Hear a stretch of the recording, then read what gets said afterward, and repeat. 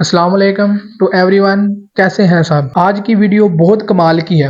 वो इस लिहाज से कि आज हम पाइथन डिक्शनरी को सीखेंगे। ये टॉपिक सीखने के बाद आप खुद को एक अलग लेवल के ऊपर समझेंगे कि आपने खुद को एक डेवलपर की फीलिंग आएगी आपके अंदर। तो ये टॉपिक बहुत अहम है, इसलिए इस टॉपिक वीडियो को पूरा देखना है। और इस वीडियो के आखिर पर मैं आपको कुछ ऐसी टेक्निक्स भी बताऊंगा जो कोडिंग के अंदर बहुत अहम है।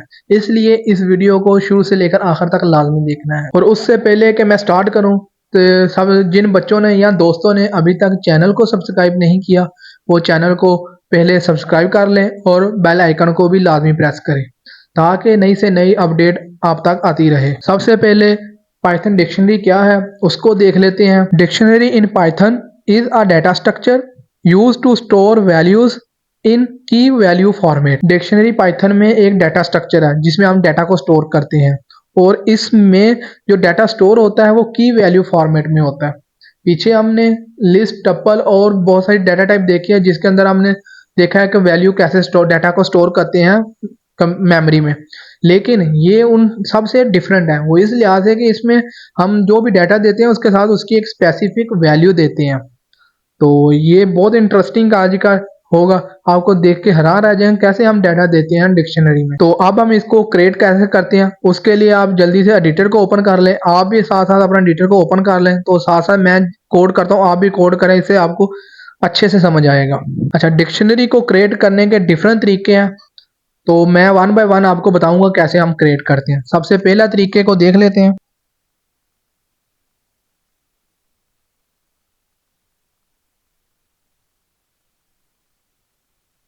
अच्छा, सबसे पहला तरीका जो है वो बहुत सिंपल सा है। उसमें क्या करना होता है, आपने एक डिक्शनरी का नाम रखना होता है, जो भी आपने नाम रखना अपनी मर्जी है।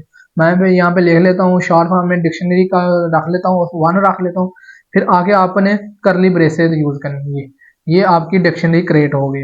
अब हम इसकी क्लास चेक कर लेते हैं। क्लास को चेक करने के लिए आप टाइप का फंक्शन यूज करते हैं, उसके अंदर आप अपनी डिक्शनरी का नाम देते हैं। फिर हम उस डिक्शनरी को प्रिंट कर लेते हैं। देखें हमारी, वो देखें क्लास डिक्शनरी, मतलब पता चल गया है कि हमारी जो हमने डाटा टाइप को क्रिएट किया वो डिक्शनरी क्लास से बिलोंग करती है।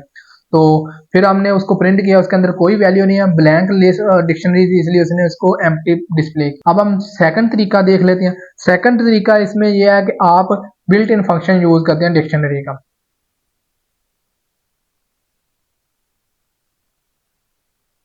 फिर आपने डिक्शनरी का बिल्ट इन फंक्शन यूज किया, उसके अंदर आपने स्क्वायर ब्रैकेट को यूज करना, करली ब्रेसेस को, सॉरी, करली ब्रेसेस को यूज करना होता है। फिर इसके अंदर आप अपनी की एंड वैल्यू, अब मैं बताता हूँ कैसे हम इसमें डाटा को देते हैं। हम सबसे पहले की आपकी कोई भी हो सकती है, इंटीजर वैल्यू हो सकती है या स्ट्रिंग वैल्यू हो सकती है।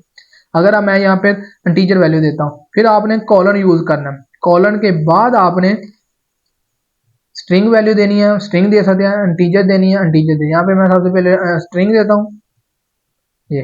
फिर आपने कोमा डालना है, फिर एक कोमे से आप एक वैल्यू को दूसरी वैल्यू से अलग करेंगे। ये एक वैल्यू हुई है, ना कि ये दो वैल्यू। ये हमारी पर जो वैल्यू है ना, मतलब एलिमेंट समझ लें, ऐसे समझिए ये एक एलिमेंट है, उसकी ये एक की है। इसके अब मैं दूसरा एलिमेंट को क्रिएट करता हूँ, मतलब दूसरी वैल्यू को क्रिएट करता हूँ, वो मैं रख लेता हूँ एज। फिर मैं तीसरे वैल्यू को क्रिएट करता हूँ, मैं इंटीजर वैल्यू देता हूँ 100, मैंने यहाँ पे वैल्यू दे दी। अब हम इनको प्रिंट करते हैं, देखेंगे हमने सेकंड डिक्शनरी को प्रिंट किया, मतलब सेकंड जो डिक्शनरी बनाई उसको प्रिंट किया, तो वो देखें की वैल्यू। ये था दूसरा तरीका कैसे हम एक डिक्शनरी को क्रिएट कर सकते हैं। अब हम आ जाते हैं तीसरे तरीके के। तीसरा तरीका ऐसे होता है कि जिसमें हम पेयर में वैल्यू देते हैं, मतलब हम एक डिक्शनरी बनाते हैं, उसमें हम पेयर देते हैं, एक पेयर दूसरा पेयर, और वो पेयर तो दो चीजों में मुश्तमिल होता है, आपकी की एंड वैल्यू के ऊपर। मैं थ्री डिक्शनरी बना लेता हूँ। यहाँ पे फिर मैं बिल्ट इन फंक्शन यूज करूंगा, उसके अंदर स्क्वायर ब्रैकेट यूज करूंगा। स्क्वायर ब्रैकेट के अंदर मैं ना पेयर बनाऊंगा, वो इस तरह। यहाँ पे मैंने एक की ली 100, ये हमारी एक पेयर हो गया, मेरा दूसरा पेयर। हम इसको प्रिंट करते हैं।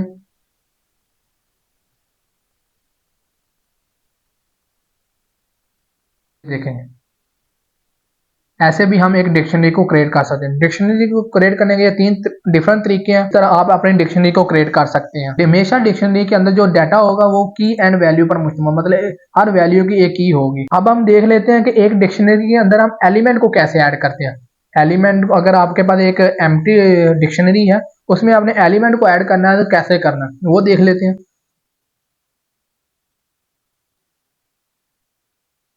तो सबसे पहले मैं एक एम्प्टी डिक्शनरी बना लेता हूँ यहाँ पे।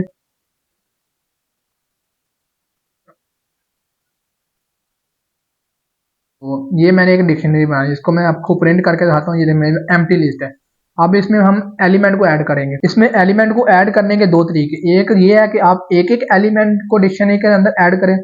दूसरा तरीका ये है कि आप एक साथ मतलब एक से ज्यादा एलिमेंट को ऐड कर सकते हैं अपने डिक्शनरी के अंदर। वो दोनों तरीके मैं आपको बताऊंगा कैसे करते हैं। यहाँ पे आपने डिक्शनरी में जब ये एलिमेंट को ऐड करना है तो आपने लिखना है अपने डिक्शनरी का नाम, फिर स्क्वायर ब्रैकेट ब्रैकेट लिखनी है। उसके अंदर आपने की देनी है, एक की, मतलब आप जो भी इंटीजर की या स्ट्रिंग की देना चाहते हैं। मैं यहाँ पे इंटीजर की देता हूँ। फिर इक्वल का साइन और आगे आपकी वैल्यू आनी चाहिए। यहाँ पे मैं नेम,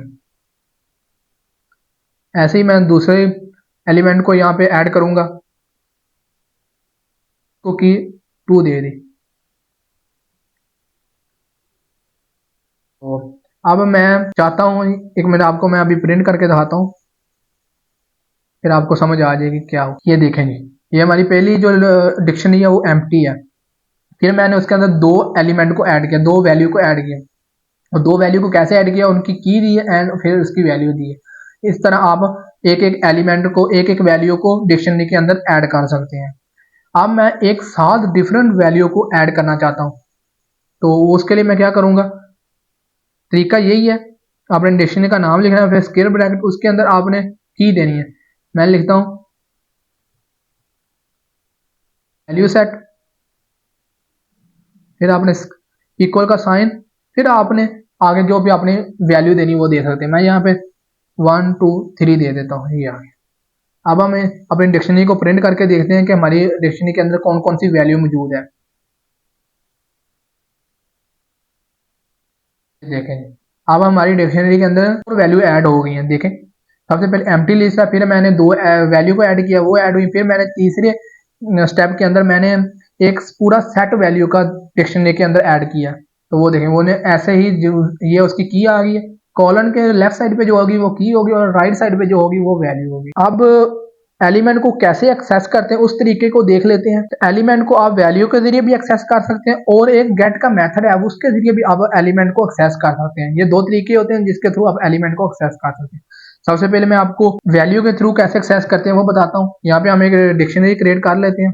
अच्छा, आपने एक चीज यहाँ पे ध्यान में रखनी है, आपके यहाँ पे ना डिक्शनरी के अंदर जो की होती है, की वैल्यू, वो केस सेंसिटिव होती है। अगर आप कोई अल्फाबेट करेक्टर यूज कर रहे हैं, अगर आपने एक वैल्यू दिया वो स्मॉल करेक्टर के साथ दिया और सेम करेक्ट मतलब एक स्मॉल करेक्टर दिया, फिर आपने नेक्स्ट वैल्यू दिया तो आपने लार्ज करेक्टर मतलब अल्फाबेट और कैपिटल लेटर दिया, तो लेकिन आपने वैल्यू चेंज की है लेकिन की आपकी सेम है। अगर केस सेंसिटिव का मतलब यह है कि अगर आपने एक दफा स्मॉल लेटर दिया, अगली दफा आपने कैपिटल लेटर दिया, तो वो डिफरेंट लोकेशन के ऊपर स्टोर होगा, ना कि एक ही लोकेशन के ऊपर। यहाँ पे मैंने एक डिक्शनरी बना रही है। अब हम इनके एलिमेंट को एक्सेस करते हैं। एलिमेंट को एक्सेस करने के लिए मैं प्रिंट का फंक्शन लिखता हूँ, फिर डिक्शनरी का नाम, फिर उसके अंदर स्क्वायर ब्रैकेट। अच्छा, स्क्वायर ब्रैकेट के अंदर आपने की का नाम लिखना है, यहाँ पे की आनी चाहिए आपकी। मैं लिखता हूँ 1 की, तो हम इसको एग्जीक्यूट करते हैं।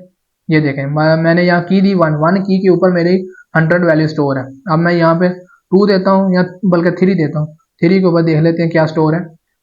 ये देखें, 3 के ऊपर हमारी 30,000 वैल्यू स्टोर है। अब हम देख लेते हैं गेट का मेथड। एक सेकंड तरीका जो होता है गेट का मेथड, गेट के मेथड के थ्रू कैसे आप वैल्यू को एक्सेस करते हैं वो देख लेते हैं। उसके लिए आपने क्या करना होता है, प्रिंट का फंक्शन यूज करना होता है, फिर आपने डिक्शनरी का नाम, फिर आपने अगर गेट का मेथड, गेट के मेथड के अंदर आप कोई भी वैल्यू दे सकते हैं, मतलब आपने वैल्यू सॉरी की दे सकते हैं। की मैं यहाँ पे 2 देता हूँ, 2 के ऊपर 2000। तो इस तरह आप दो मेथड के दो तरीके हैं जिसके थ्रू आप एलिमेंट को एक्सेस कर सकते हैं। एक आप की के थ्रू एक्सेस कर सकते हैं, दूसरा आप मेथड के थ्रू एक्सेस कर सकते हैं। यहाँ पे मैं एक आप चीज़ अहम चीज़ है जो बताने लगा हूँ, जो मैंने शुरू में आपको बताया कि मैं आपको बहुत एक ऐसे तरीके बताऊंगा जो आप देखेंगे तो आप हैरान रह जाएंगे। वो तरीका ये है कि अगर आप डिक्शनरी की सिर्फ की को देखना चाहते हैं वो कैसे देखेंगे, उसके लिए हम एक मेथड यूज करते हैं, कीज का मेथड यूज करते हैं जिसके थ्रू आप अपनी डिक्शनरी के सिर्फ की को देख सकते हैं। आपने डिक्शनरी का नाम लिखना होता है, फिर आपने कीज मेथड लिखना होता है जिसके थ्रू आपकी डिक्शनरी के जितने कीज हो गए वो डिस्प्ले हो जाएंगे। वे देखें डिक्शनरी कीज 1 2 3 मेरी ये की है। तो अगर मैं की के साथ वैल्यू को भी देखना चाहता हूँ, जो जो वैल्यू स्टोर है, तो उसके लिए भी हम वैल्यूज का मेथड यूज करते हैं।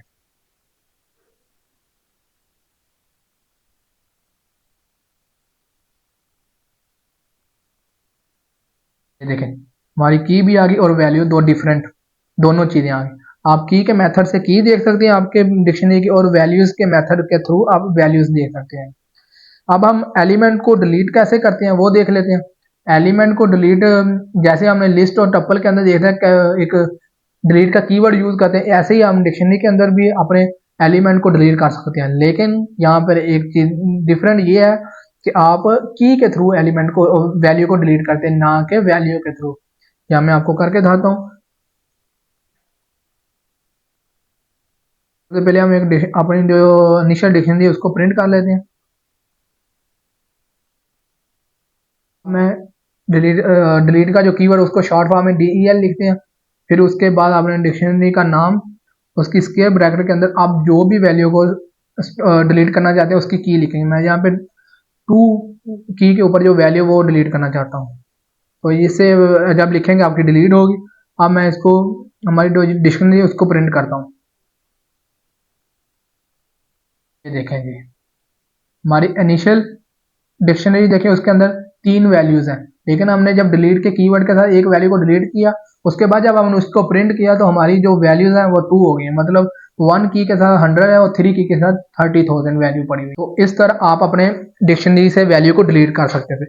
ये थी वीडियो आज, ये वीडियो थी कि कैसे हमें डिक्शनरी क्या और कैसे क्रिएट करते हैं, फिर उसके एलिमेंट को कैसे एक्सेस करते हैं, फिर उन एलिमेंट को अगर हमने डिलीट किसी एलिमेंट को करना तो वो कैसे करते हैं। उम्मीद है आपको अच्छे से समझ आया होगा, और इसी के साथ हमें दें इजाज़त। Thank you, best of luck.